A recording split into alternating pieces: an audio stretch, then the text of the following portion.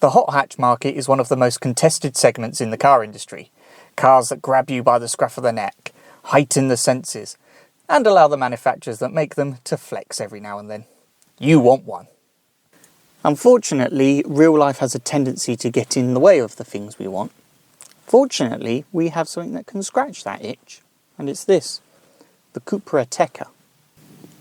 Under the bonnet sits a 2-litre petrol engine putting out 300 horsepower, an all-wheel drive system and a 7-speed dual-clutch automatic gearbox with launch control that can propel this thing from 0 to 60 in 4.9 seconds and onto a top speed of 155 miles an hour. It's also not the case of just take a Bogo standard SUV and put a great big engine in it.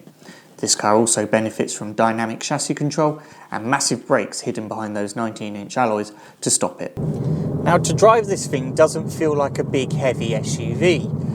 When CUPRA launched this car, this was going to be the first car for the CUPRA brand.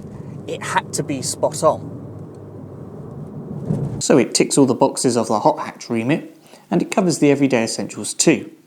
The Ateca features a 485-litre boot, ISOFIX points with easy access for child seats, and plenty of space for those old enough not to need them.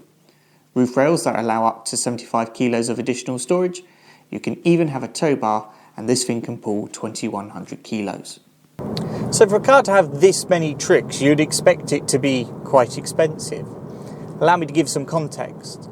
The Mercedes-Benz GLA 35 AMG is just a smidge over £51,000. Take the Porsche Macan S, it's 55 grand. Even the cheaper end, the BMW X2 M35i, that's 48 grand. This, with everything you see here as an entry-level price, it's 41,000. It's almost 10 grand less than the Mercedes. And even if you go for the top-of-the-range VZ3 model with all the bells and whistles and the most expensive paint, you're still on par with the entry-level BMW. And compared this to the equivalent Leon, you're looking at a cost difference of around about 6%. But don't think to get to that price point that we've cut on specification or the quality of the materials. Take these sport seats, for example. They are really supportive, really comfortable, and can be specified with the option of Napa leather upholstery. The steering wheel, wrapped in leather with the copper stitching, can also be heated. And then, of course, on my feet, I've got these aluminium sports pedals, which all help to give a really premium feel while driving.